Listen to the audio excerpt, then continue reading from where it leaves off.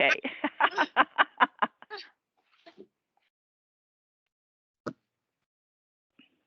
All right, go ahead and call the work session to order. Hand it on over to Alexandra Rains. Yes, Mayor and Council and members of the Budget Committee, thanks for being here this evening. Obviously, you're here to pick up the conversation about the city's use of ARPA dollars. I'm going to let Hugh walk through the staff report, and then we'll get on to questions and discussion. Thank you, Alex, Mayor, Council.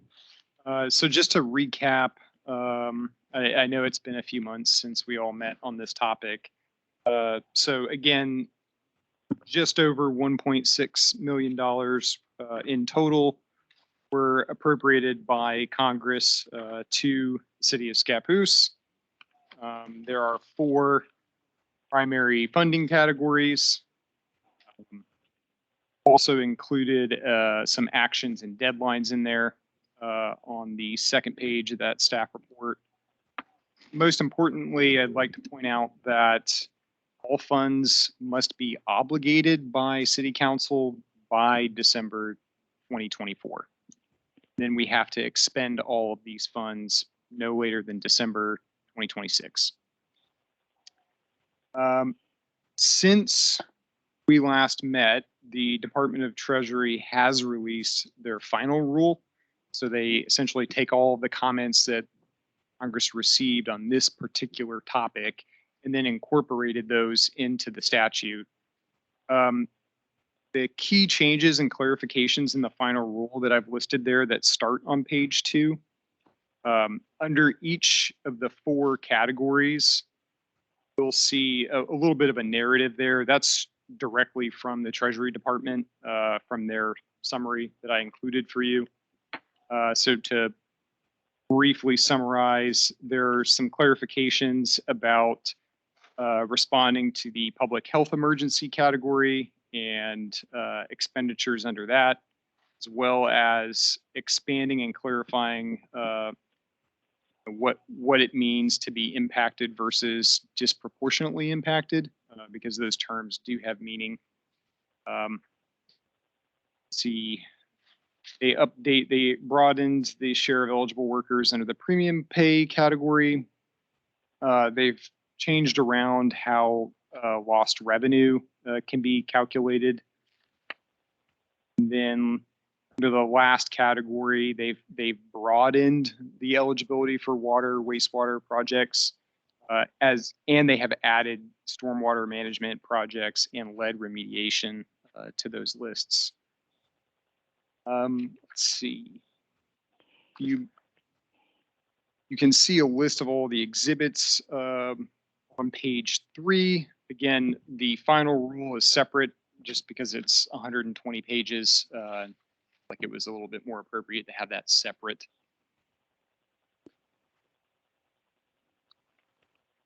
And then on to the 4th page, you'll see what has been allocated already.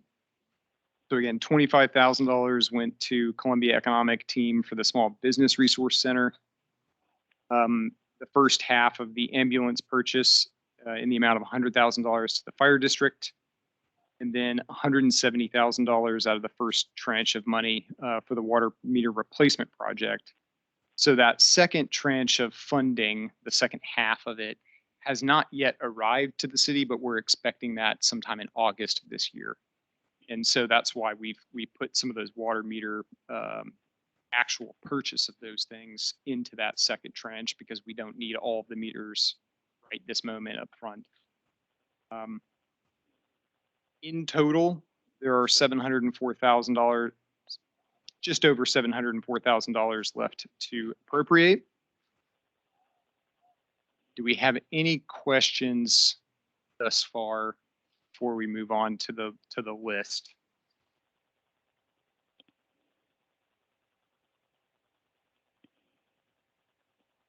I may turn it over to Peter if some questions get a little bit more technical or beyond me. So the first request, and Sean, I know you're on the line. Did you want to chat with council about this, or do you want to have me intro it? Sure. My service isn't that great, so I'll just be on the phone if you can hear me all right. Yes. Okay. Yes. I hear you. Mayor, Council, and Budget Committee, thank you.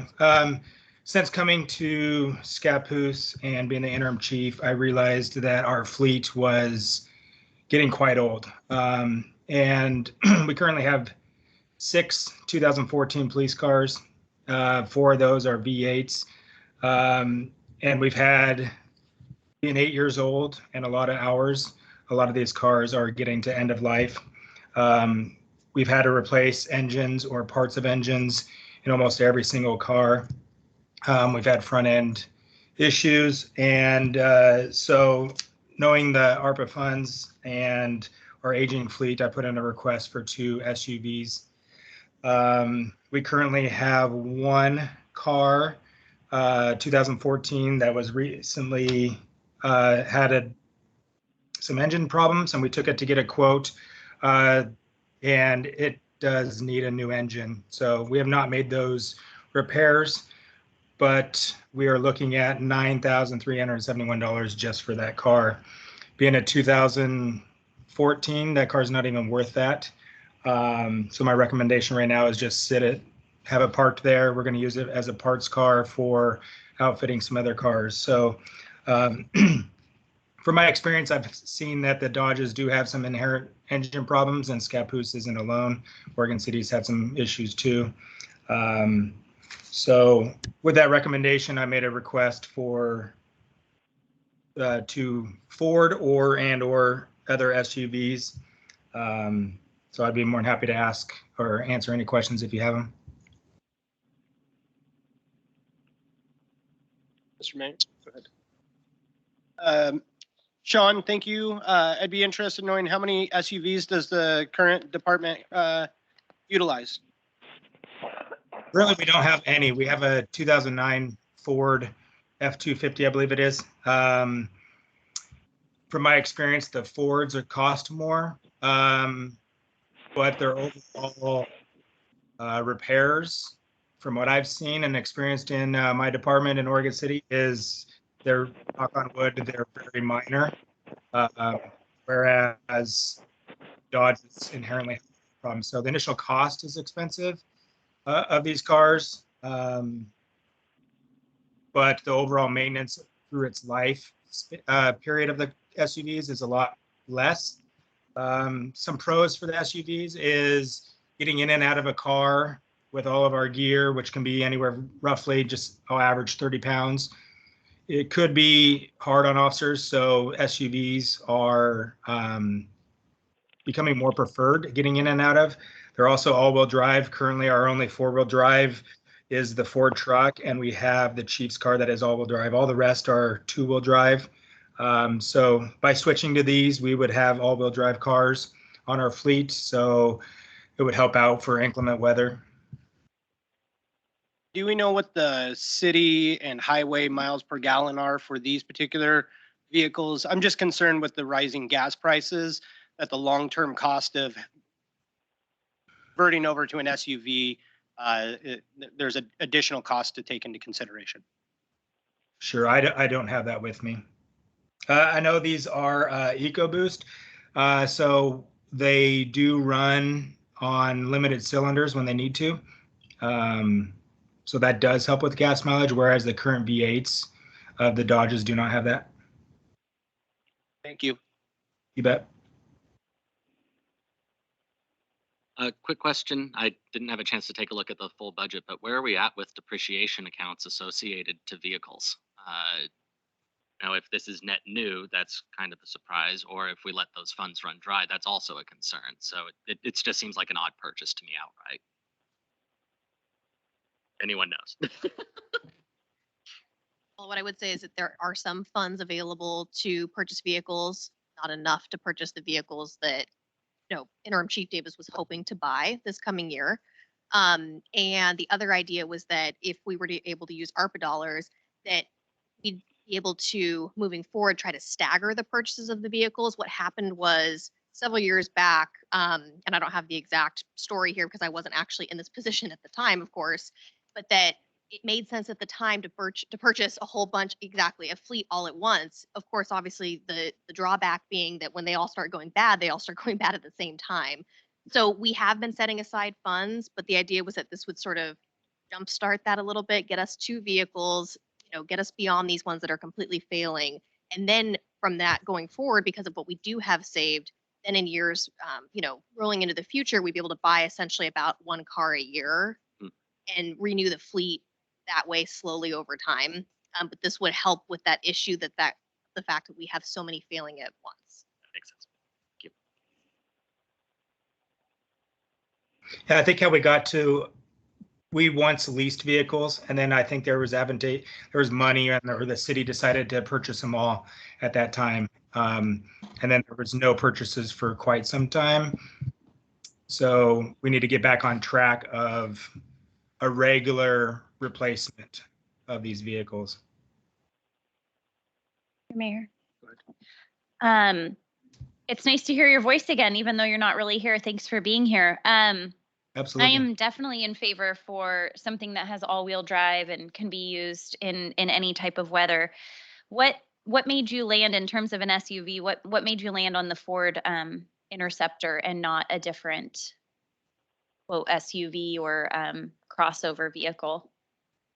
Sure. The most common police rated vehicles are the Ford, the Dodge, and Chevrolet. And they're tested, they're pursuit rated, they're just held to a higher standard than other SUVs or other cars. I'm not opposed to necessarily a Durango or a Ford or a Chevy. I know the Chevys are going to be the most expensive. They're going to be a little bit larger. I don't know if they have the eco where they shut down some of the cylinders when they don't need them. From my experience, we've had very good luck with Fords in Oregon City, and that's why I was leaning towards that. Again, the repair costs on the Ford over time is very minimal compared to Dodge's. Dodge just inherently has, at least with the Chargers, issues with their motors. I don't know with the Durangos. I do know recently I've learned that Dodge, and it's been confirmed by Ford themselves, Dodge has for some reason canceled 7,000 police cars. And I don't know if those are Durangos and Chargers or just Chargers, but no one knows why they've canceled those orders. So it just from my experience, I was leaning more towards the Ford. I know the Chevrolets are good. I don't know what their long-term costs are from my experience, but I've seen them out. A lot of agencies use them. Thank you. You bet. Well, I agree with everything that I've heard. My only concern is that it doesn't look good. Here we are in the process, and we've got this pool of money, and all of a sudden we're requesting police cars. Well, we've already provided for the fire department, which is absolutely the right thing to do. But we had to have known about this issue for some time. And it seems to me that we should have budgeted for this in a regular budget. Or when we first started this process, it was brought to our attention this was a need that the city had. I just don't think it looks good. And I agree with everything that Sean said. Sean was just coming on board at this time. So, it was probably a difficult situation, certainly for him, and everything was going on at that time. But I'm not opposed to doing it, but it seems to me we should have been talking about this a long time ago. Counselor, I totally agree. I wish I could have known this ahead of time coming in, but I started on August 30th, and I was just starting to learn everything. And over time, the cars have been significant, the repairs, just when I've been there. We've put a couple front ends on cars, and then we've done some motor work, and then this one needs a complete motor. So I totally, absolutely agree with you. I wish we could have budgeted for this. I think there is some budget in there. I don't think the money, looking at the budget, was enough to not only purchase a car, but outfit a car. And I've made those changes going forward in the future budgets, but here we are, and that's why I put this request. If 2 is a lot, I would recommend at least one so we can get going. Just so you know, they're 30 weeks out before we even get a car. And then you got to get the equipment to outfit them. So we're looking at a very long process. It's not just going down to a dealership and buying them. So, we have to make an order. We then have to get them outfitted, which is going to be significant. I believe roughly around $15,000 to $17,000 between equipment and labor. So it's a big investment. We've deadlined the other car. We hope to use that car for parts. We're going to convert over the lieutenant's car to a cage and use some of those parts. And then my recommendation was to sell that at auction to get at least some money for that car. Current cars, what I've seen going to auction, are getting around $5,000 depending on how good a shape they're in. Mr. Mayor. I don't want anything I've said to be viewed as criticism of Sean and our chief. He has done a fabulous job since he's been here, and everybody knows it. And I just feel good about everything that he's done. I didn't want my comments to be taken as a criticism of Sean. He's just come on board about the time this whole process started. So anyway, I guess if this was such a need, I guess the question is to Alex, why wasn't this in our budget? There were funds being budgeted for repairs over the years, but no point until Sean came on board did any previous chief ever actually come to me and say, hey, we need to just start replacing all these vehicles. We were always budgeting funds to repair them, but the conversation wasn't had to, replace a significant number. We did get, as I was here, there was a new car that came in for the chief. And then, his car was passed on to the lieutenant. But again, until Sean had brought this up, there wasn't the conversation that all of these cars were just completely failing. So there are funds being budgeted, but as he pointed out, if we want to go to the SUV, which is what he's recommending, there isn't enough funds in there to purchase an SUV. There are funds available, but not enough for an SUV. So I'm just going to comment. I just looked at the 2021 budget, and there was $67,000 in there for capital outlay for patrol vehicles. There's always been funds budgeted. Yeah, I'm just They were saying that going it's, to for one me, year, if we it's not- budgeted, I really do expect that we're gonna, the purpose of that capital outlay budget was so that we don't get in this position. The whole concept, I remember the history of vehicles in Scappoose is we used to have horrible cars. It sounds like we have again, where I had an officer one time tell me that he tells his wife every night before he goes to work to, if something happens to me, contact the attorney because it's probably a vehicle failure that's caused my incident. We moved to buying cars from Salt Lake, 2-year-old cars, and then we moved to buying new cars, and then we moved to on leases, and then we moved to this program where we were supposed to be putting money aside where we bought cars. I don't know why the cars weren't being bought. We're budgeting for them, and this isn't a criticism of you, Alex, you just got here. But something happened over the past several years where that wasn't happening, and now we have to play catch up. Well, like I said, we did buy one last year, but right. But once, Sean came in and said, look, the fleet manager is coming to me and saying this doesn't work and we're having all these failures and this is what they cost, then we immediately started talking about trying to replace some of those vehicles, but also trying not to do it in a way where we were replacing them all at once. Again, wanting to do this, point again in the future where they're failing all the time. And that was my understanding of the point of the program for the capital outlay budget, was that so that we wouldn't run into this problem, so that we would be replacing vehicles on a timely manner. So for me, it's kind of, why wasn't that being done? And it's not your fault. It's just, it happened. You said $67,000? Yeah. Is that, to me, in my mind, that doesn't seem like enough to purchase a car and outfit it. So Well, 2 is 115. The Interceptor SUVs. I'm just saying, Right. Well, and of course, too, in those particular items, as Sean pointed out, we had been spending quite a bit of money just Fixing. fixing Yeah. what we have. When you subtract what we're fixing, And instead then of we did for purchase Sean the coming one- saying buy it. and we did purchase the one vehicle just recently.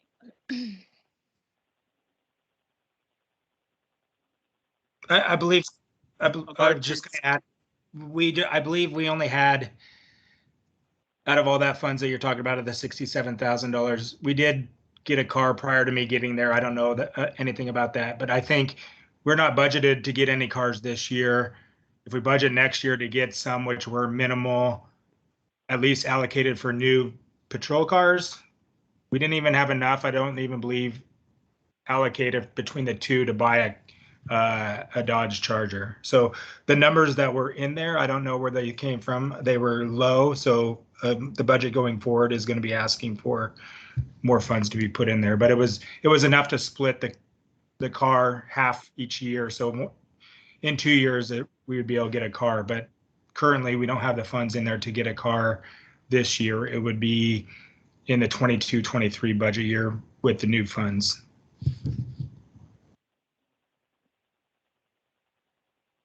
And so with this request for 2 SUVs plus what we would be budgeting for, that would be 3 vehicles that we would expect within the next fiscal year.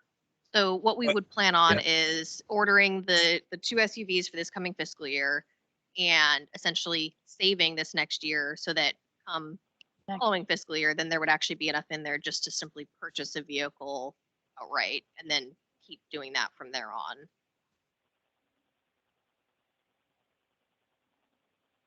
This question was my question. So. Okay. And then actually, to follow up to Pete's question, why wasn't this identified in our first round of potential needs? Was it partially due to that we didn't understand what would be available, how the funds could be spent? So asking for something like an asset of a vehicle wasn't necessarily on the radar. Yeah, when these rules initially came out, which was even what we were dealing with originally was legislation. We weren't even dealing with the preliminary guidance. The portions related to the cities really had to do with the 3 categories, which was the water, the sewer, and the broadband. And so we could pretty clearly say these are areas that we know are safe. We knew that groups were lobbying. We thought that there might be additional uses that would be available, but we took a very conservative approach initially because we didn't want to make promises and then have people be disappointed when we got final guidance. I'm probably missing something. It's not unusual that I am missing something, but we did give money for vehicles to the fire department. Is that different than doing something for the police department? So the ambulance was specific to wear and tear based on because they were having to completely sterilize the ambulance every time they used it, which is not both the number of calls they were going on and the amount of work in sterilizing the ambulance and getting it ready for the next patient, it was contributing to the wear and tear. Is that different than the police? Then we don't have to sterilize the vehicles, but it's. I mean, the vehicles are the police no longer vehicles useful. have needed to be cleaned. I think people are aware that, there were staff members that have, the police had to be very careful as far as using the vehicles. And so there was a lot of additional cleaning. But again, with an ambulance, there is that more direct health, which was part of the initial legislation as well. Mr. Mayor. Piggybacking off of Councilor McHugh's comment, Sean, I guess perhaps maybe what I'm reading into what Pete is asking, or maybe how I'm interpreting it as, we received preliminary requests months and months ago that had a whole bunch of stuff on it that's, maybe on this list or off the list at this point. I guess at what point perhaps did you feel that the fleet was in really dire need of these 2 vehicles, that it's now in end of March coming to our attention and not early fall when we first were talking about, or late fall, whenever we first started talking about this. Sure. I wasn't here when the first round of requests were put in. Right. I did speak with Alex and Huel, and this has been on there for some time.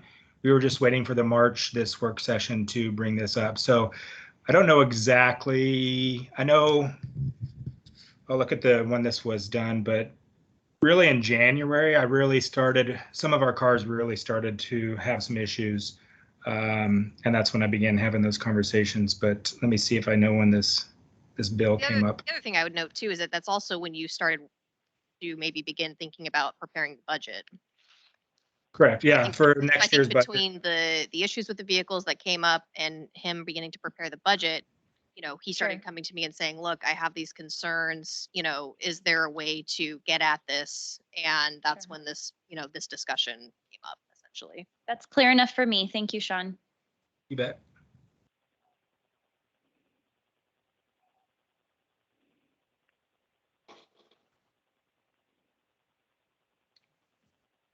Anything else?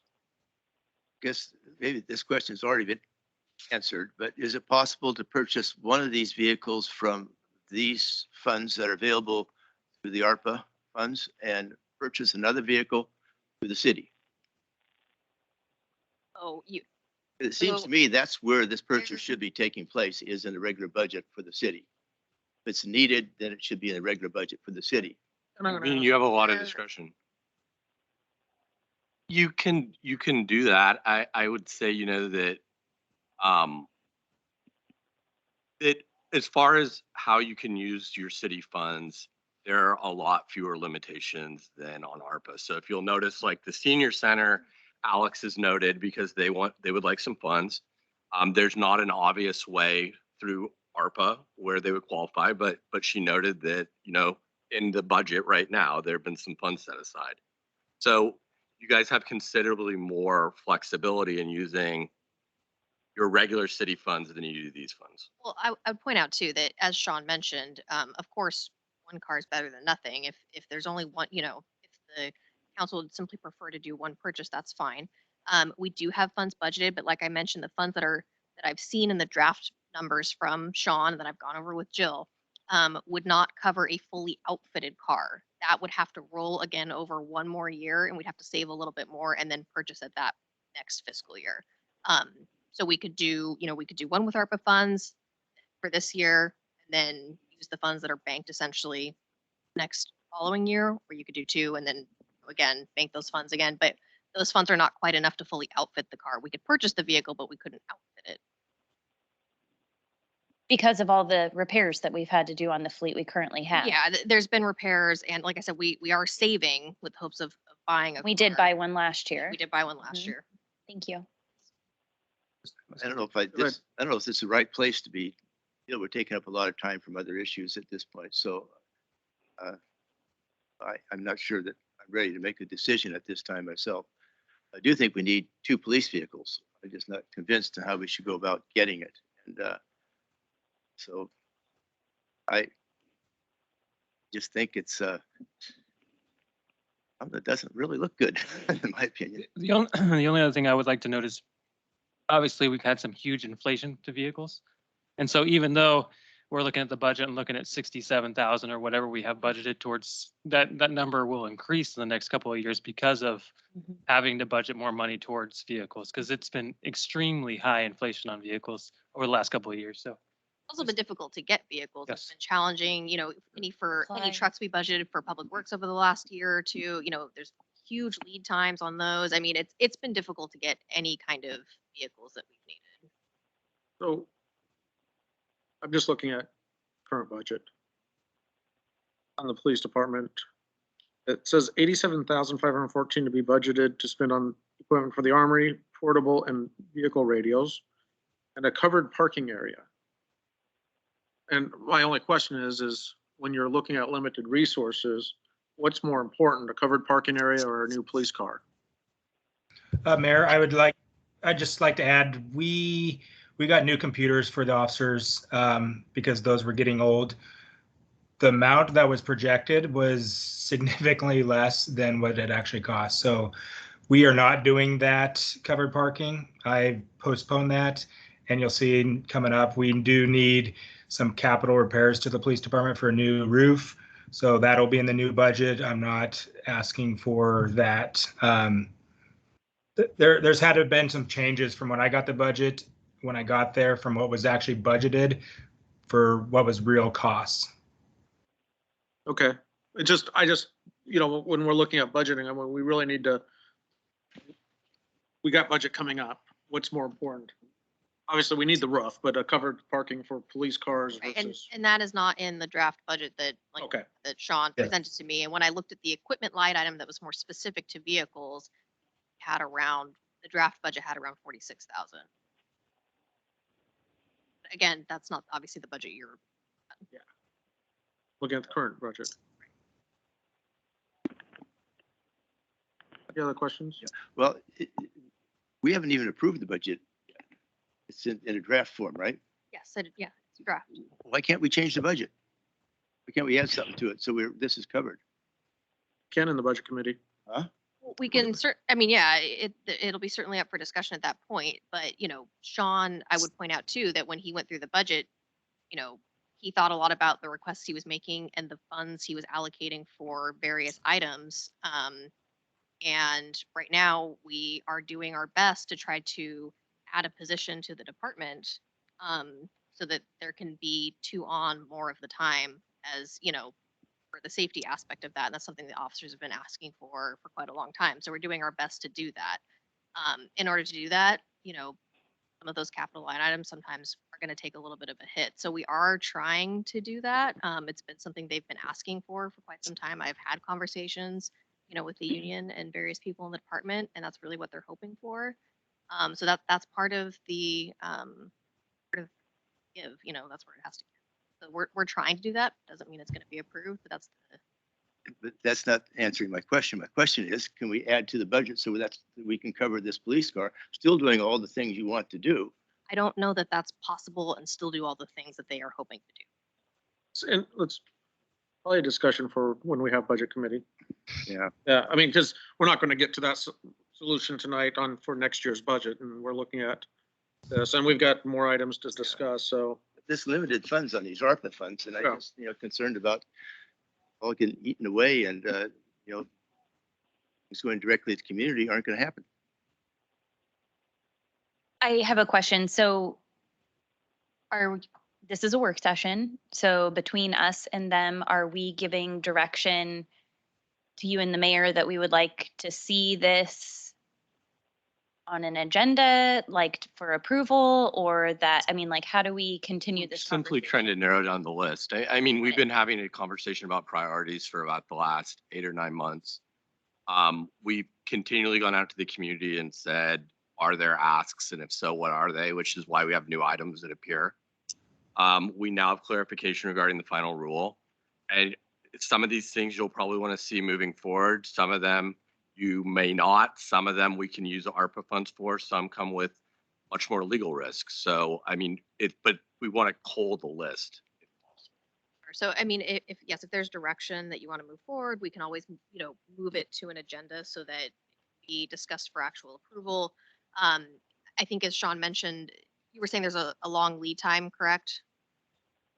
Yeah, if we want to get in on the current prices for the Fords, I need to give direction to the police department to make that order by Friday. Otherwise, we're going to have to wait. We don't need to make any down payments or anything like that, and we've been told we can cancel. But Friday is the cutoff to get these orders in before the next fiscal year for a Ford, and that would be later this fall. So if we got them in and placed, we wouldn't even get the cars until November anyway. So that would give us plenty of time. But yeah, there's a lot of moving parts with this. So for what it's worth, I think it's something we should move forward with, at least to talk about whether or not it's 2 vehicles, 1 vehicle, and we find a way to fund it with the regular budget, which would be my preference, honestly. But either way, I think it's something that we all are agreeing we want to do things. It's just a matter of intensity and impact on it. So, you know, for what it's worth from my perspective. Mayor, can we do that? Could we say we're committed to buying 2 vehicles, Well, we can't. figure out how to pay for it later?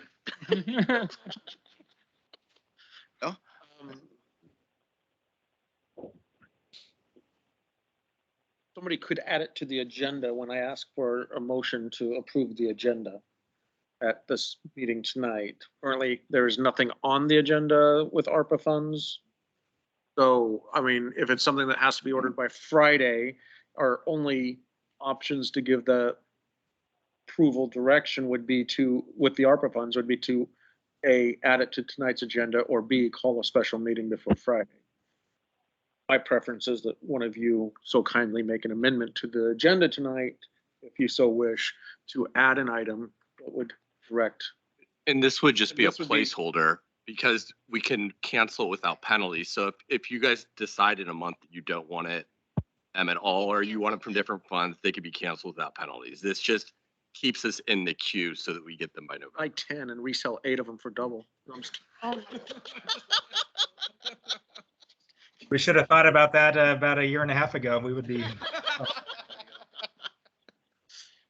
So the answer is yes, we can do that. If we make a motion to So- cover it with ARPA funds, you're saying ARPA funds, then we can Yeah. change our mind later, if we decide. The not to use motion would just be to place the order, Hmm. and then the funds would be decided later as far as if they were ARPA or other, or whether to move forward or not. And so when, That's what I said. yeah, so, yeah, tonight would be when we get to the point in the meeting where it's approving the agenda, whoever makes a motion to approve the agenda, adding item, discuss the police cars. Yeah.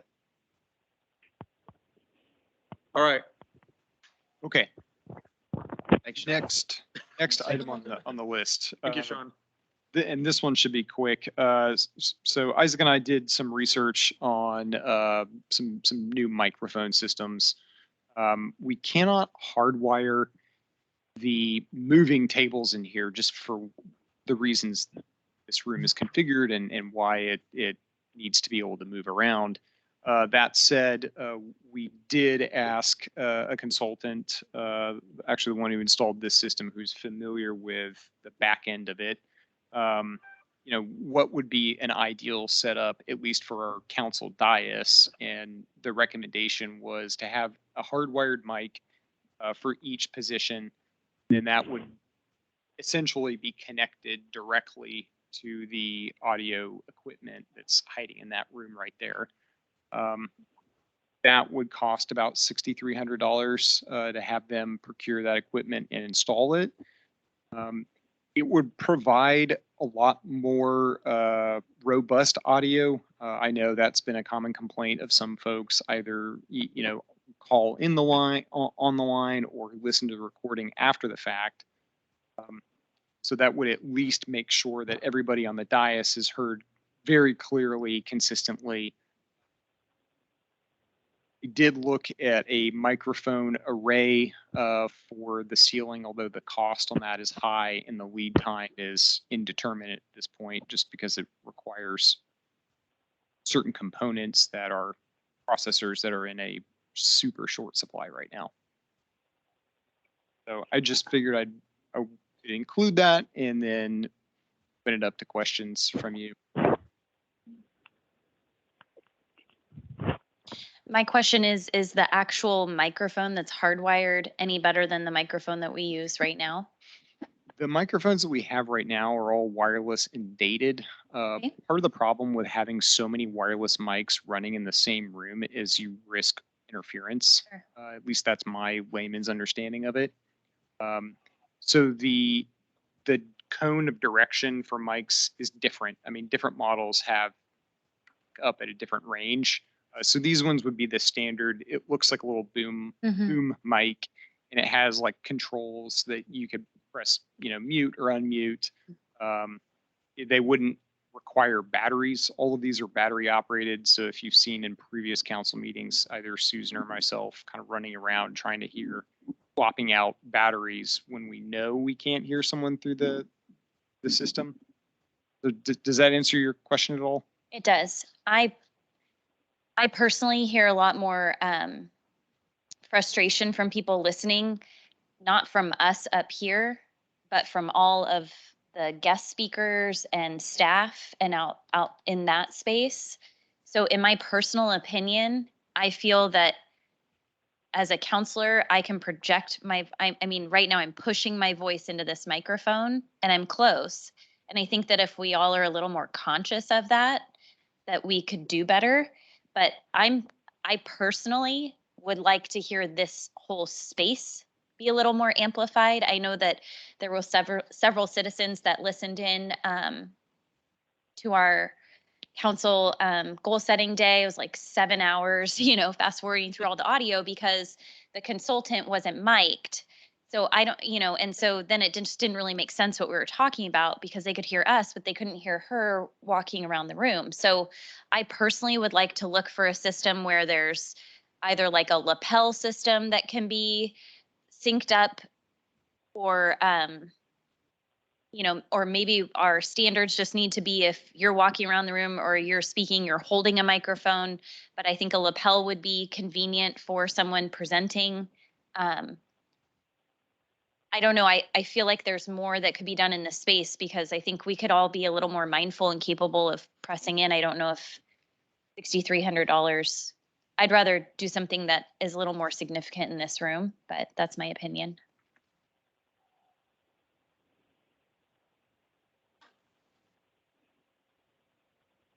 Go ahead. Huel, did you look at any additional microphones? Because as you indicated, these are pretty outdated. I understand going with the hardwired as an option, but I do agree with Counselor Greisen in that it is on the other side that we've seen a lot of concerns with. So is there a way to get pricing to see if there's a newer technology? We could certainly. We can look at some different mic models that would have a wider cone to pick people up. I understand the issue. I mean, it's why I have my mic positioned the way I do because I'm speaking largely to the folks on the dais. But as soon as I move away, the mic doesn't pick me up. So we can certainly explore some other options. I'm in favor of that. Yeah, me too. I think that I think I agree with Megan here is that we're much more conscious. I think when people come and they speak, they're not thinking, we're thinking about it, but they're not thinking about, they're getting their message to us and not realizing we're trying to record for the public record and whatnot. So more microphones or better cone. I'm wondering if we shouldn't move number 8 up. We're not going to get to the end of this because we have 3 people here to address the habitat issue. And I wonder if we can move number 8 up sooner so they don't have to return. So he's asking to move it up. Yeah, no. So who's on? So we have Katie from Salmonberry Academy, and she's on the line. That was item number 3. Aftercare, childcare item. The $3,500 for code analysis. Yes, although I'd like to discuss that a little bit further because there have been some developments today on that. Okay. So if I will try to get through this as quickly as possible. We'll go to 8 after this, just so that. So about 2 weeks ago, I was approached by someone from a family member from the Salmonberry Academy, which is a daycare service, a business that operates out of the Foursquare Church. They had asked about funding opportunities for expanding childcare and if we were aware of any. So Alex and I met with Kim Eater, who is the owner-operator of the daycare, and their teacher, Katie, who's on the line with us this evening. And so they... I'm on the line now. Sorry, surprise. It's me, Kim. It's quite all right. So when I spoke with Kim and Katie, they want to expand their business, but in order to do so, they have to meet certain building code requirements of the state of Oregon. So the way things are set up now, they're only able to provide a limited number of hours of service to children per day, and there's a certain amount of children that they can serve. It's less than 12 currently. So apparently, Salmonberry Academy has had an interest in expanding their business for the last couple of years. But the cost in order to find out what those improvements are and to make those improvements are far more than what they can afford. And if you recall back to the conversation that we had with Eva Manderson from the Northwest Regional ESD. ESD, yes. And so the story that Kim and Katie shared with us was almost identical to the scenarios that Eva had explained in our work session on childcare. So currently, they need to provide a code analysis to an engineer and an architect in order to determine what precisely Salmonberry Academy would need to do to bring their facility up to code. Kim did share with me, she has a preliminary quote for what it would cost to make those improvements. It's just over $125,000.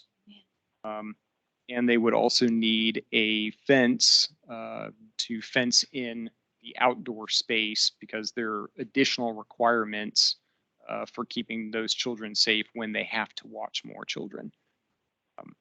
So Kim and Katie, hopefully I recounted to the council with enough detail your scenario, but if I left any of those important details out, feel free to jump in. Thank you very much, Joel. I think you did an excellent job. I was just going to say the total coming in between the fire sprinklers that are required and the fence and gate and the architecture services is $136,000. That's the ballpark number right now. Where is this property? It's at Southwest 2nd and JP West. So who's the owner of the property? That would be the Foursquare Church who owns the property, and then Kim, I'm assuming you rent the space out from the church. Correct. It would be a tenant improvement for the church to support their company while conducting business in that space. How long of a lease are you in agreement with the church? It's a yearly lease. Thank you. But I'm sure we could discuss that if this was all to be approved. That of course I would love to extend the terms How many, of the lease. how many more students would be served with these improvements?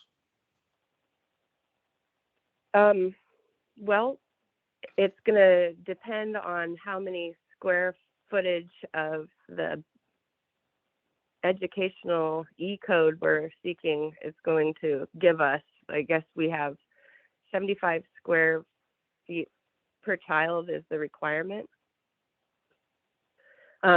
So right now I'm a registered preschool program, able to operate for 4 hours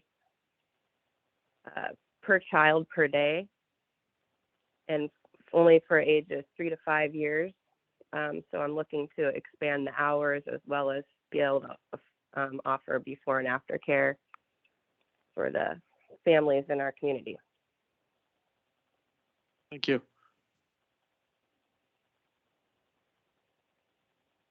Hi. Did we ever get anywhere Hi. with the district?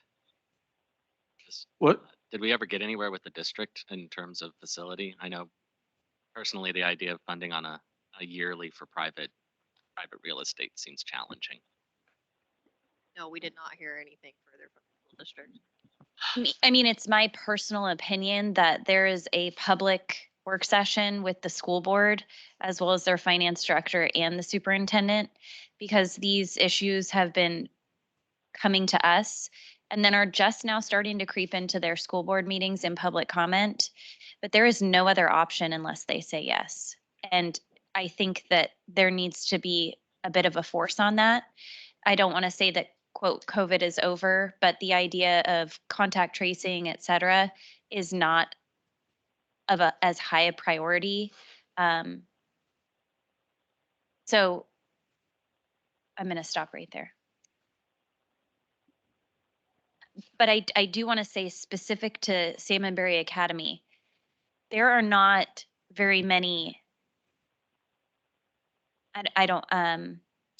This preschool is very sought after. People want to attend there. But there's just not enough space.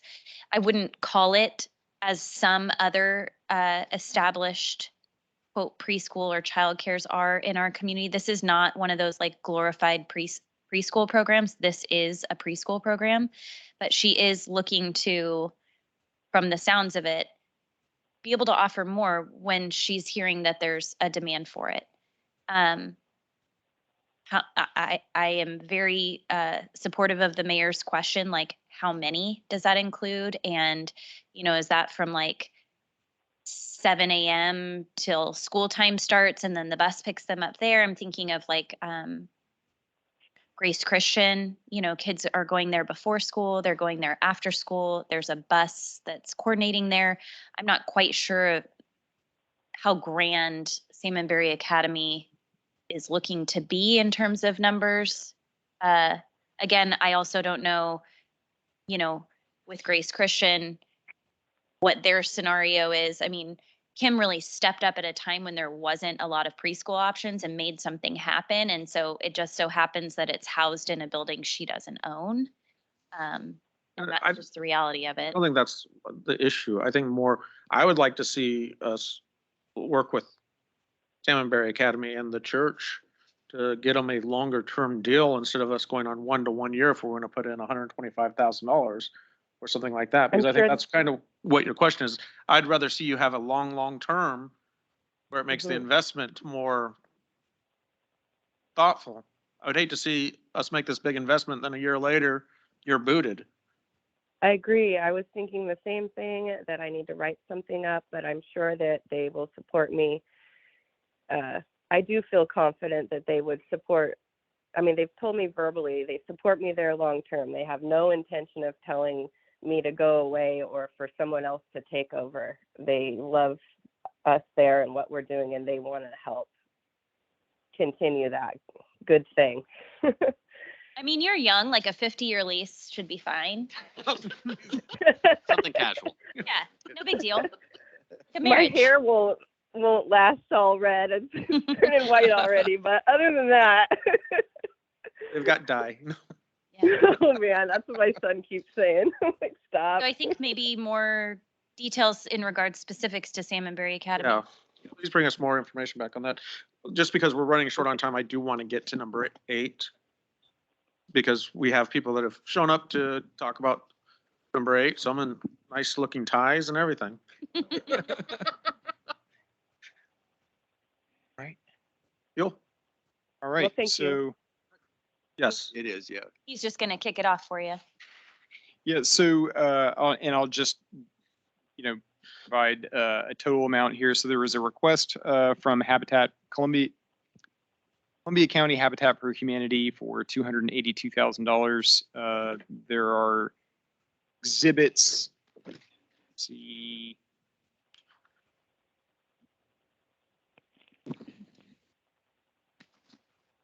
Exhibits F, G, and H are all pertinent to this item.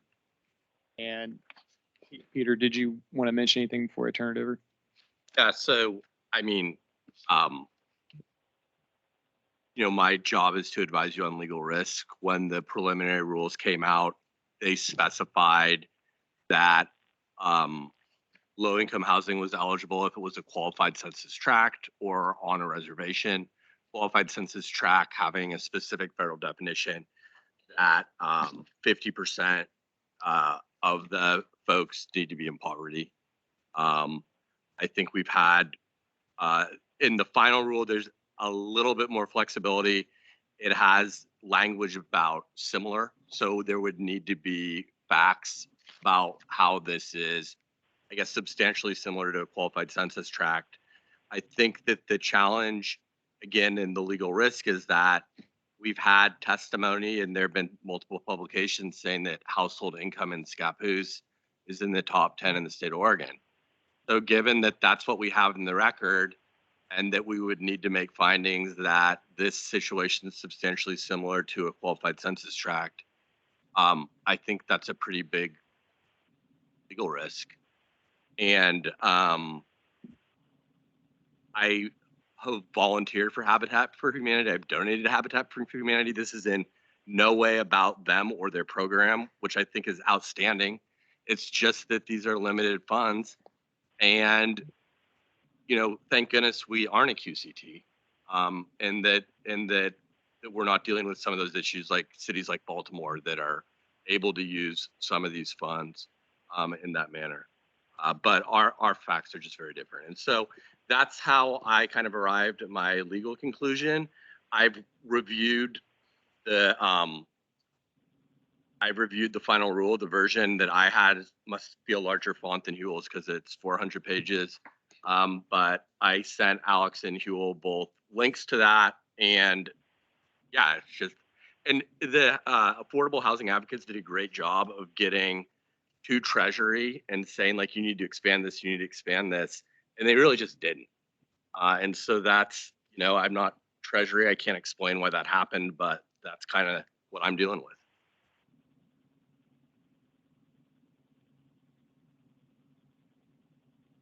Go ahead.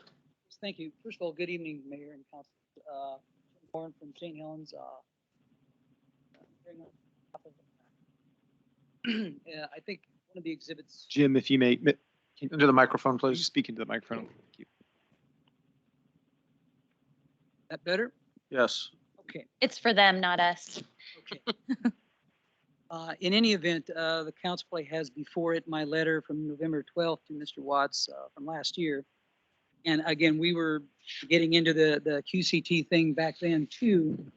And I know that now we have a final rule which differs in certain ways from the preliminary rule. In reviewing it, I think most of the points, the legal points, have kind of carried through from last year into the final rule. In particularly with regard to the QCTs, the new rule, page 4348 says QCTs may provide simple metric with readily available maps for use. However, Treasury recognizes QCTs do not capture all underserved populations. Recipients may also identify other households, populations, and communities disproportionately impacted by the pandemic. Actually, not to bore you with too much rule, but just before that, previous page, it says with regard to negative economic impacts, as with the interim final rule, for the final rule, recipients may presume that a household or population that experienced unemployment, experienced increased food or housing insecurity, which is where Habitat steps in, or is low or moderate income, experienced negative economic impacts resulting from the pandemic. We have a legal presumption that or moderate people, particularly people that need housing assistance, qualify under that definition. They also provisions regarding definition. So we're short on time, so Okay. we got the letter. Okay. I'm just going to make a simple question. You asked for, I think, 230,000. 280? 82. If we were only to come up with a smaller amount of that, would that be workable or not? Thumbs up. Okay, so the dream request is 280, but anything that we could provide would be helpful. Kind of sums it up. Okay. Just because I'm running out of time and not to be, you know. I'd like to actually just put them on a future agenda item so we can to have a work session and discuss this one out.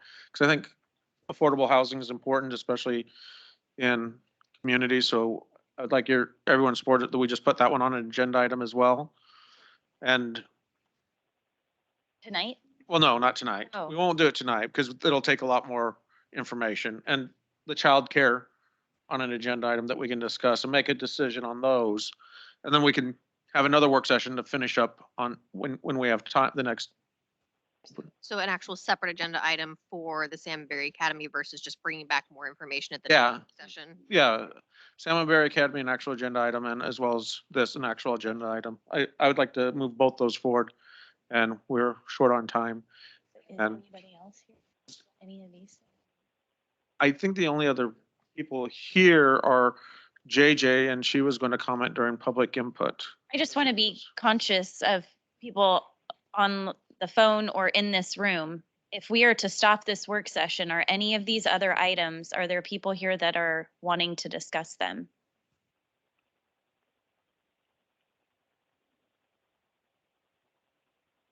All right, so, We just point out quickly too that number 6 and 7 would drop off because apparently the school district had already purchased those items. okay, perfect.